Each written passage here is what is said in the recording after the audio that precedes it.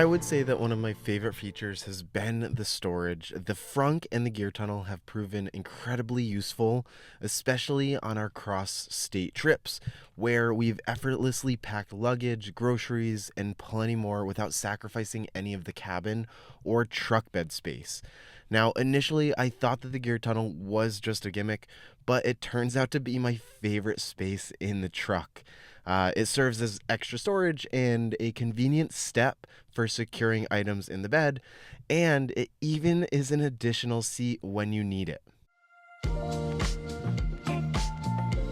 I find that the real world range estimate has actually been surprisingly conservative. I often regain range while driving. I average around 2 miles per kilowatt hour, which is actually really impressive for such a boxy and heavy vehicle.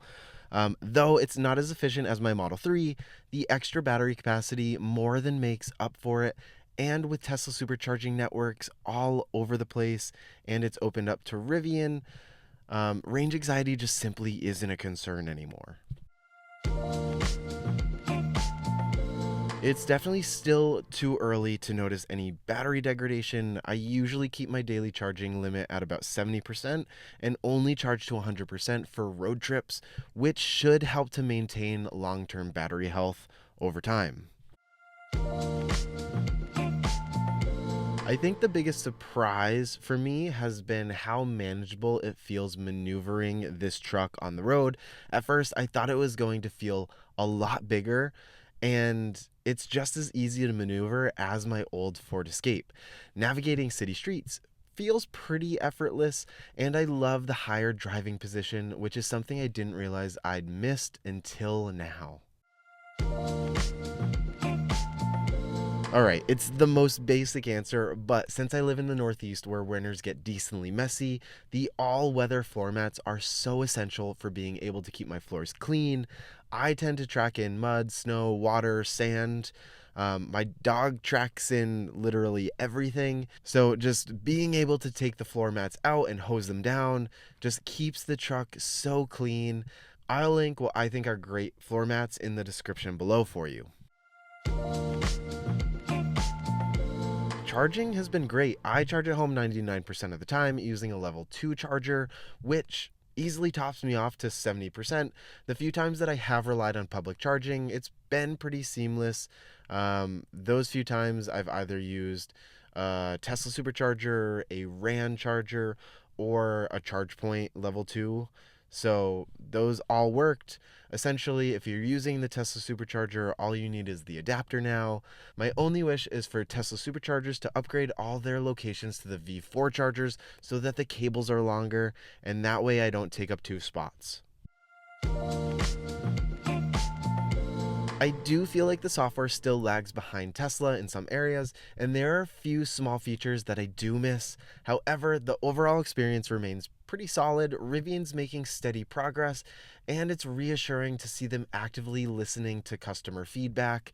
If you look up Wasim, who is the chief software officer on Reddit, he is constantly talking to customers of their vehicles, and it's truly awesome to see. There are definitely a few things that we need to see from Rivian software. Text message support so that anyone can reply safely and hands-free. I feel like I want navigation to improve a little bit. I love in Tesla that they show the stoplights and the stop signs on the screen, because I kind of use this to be like, I need to turn in 4 stoplights. So that would be a great addition. And Apple Podcasts is the last app that I need natively to run in my Rivian so that I don't have to use Bluetooth. Now, I've only taken it in twice, once to have my powered tonneau cover installed and once for routine checkup and tire rotation.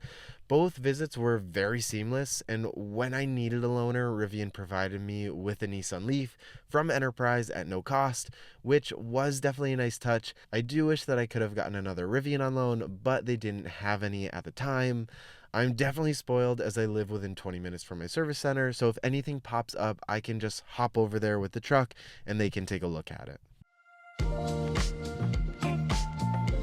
The interior is definitely one of my favorite aspects. It's quiet, it's well built, and it feels a lot more solid than my Model 3. It has no squeaks, it has no rattles. I think the only drawback that I've noticed, and this is just with any car in general right now, is that dog hair is a nightmare to remove from the carpet.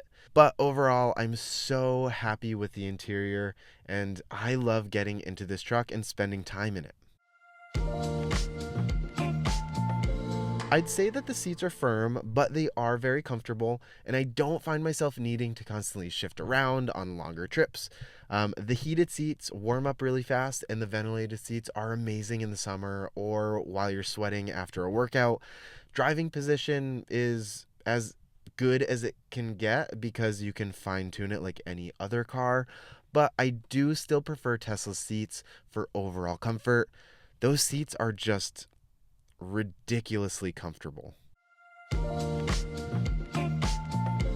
Unfortunately, I haven't spent much time off roading yet, but I have done a lot of snow driving, which snow mode is awesome. But I think the real MVP for me was adding winter tires. I got the Nokian Hakkapeliitta LT3s this year, and they've been absolutely amazing. They have great traction, they push the snow right out of the way, and I really do feel like I could just drive through any blizzard without having any issue. I would 100% absolutely buy an R1T again. The design, the driving experience, the storage, and the functionality are just perfect for my lifestyle. I really was never a truck person before, but I can't see myself not owning this truck. So yes, I checked Rivian's trade-in offer. The MSRP for this truck is $80,000 and the trade-in value today is $60,000. Now, you have to keep in mind that EVs are depreciating much faster right now, but the used market is a great place to get a good deal on one of these or any other EV. I still plan to buy my R1T after my lease, but who knows if Gen 2 or Gen 3 come out and I'm enticed to get one of those, maybe I will lease another one again. What I would tell them, go test drive one. That's the best way to know if it fits your lifestyle. I think another thing that you should do is talk to real owners. The Rivian community is awesome. You can find them on a bunch of different social media sites. So talk to real owners and see what their experience has been and if it fits your lifestyle. All I have to say is that every time I drive this truck, I'm always smiling. I still catch myself looking back at it when I park it. Rivian has definitely built something that's amazing, and I've had a great experience with the truck, the company, and the community. And this is their first product. Like, it's kind of insane that this is what their first product looks like. I fully expect R2 to be an amazing second iteration of their vehicles. And if you're waiting for that one, you are going to be so it's just going to be so awesome to get that. You're going to love it.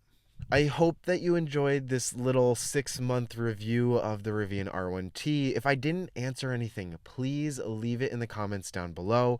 I would love to answer it down there, or maybe I'll make another video with more questions that you have.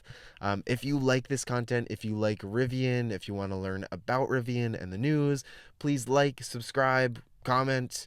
I really appreciate the community, and I have so much to thank everyone that's watched my videos for. But until the next one, remember, adventure is always out there.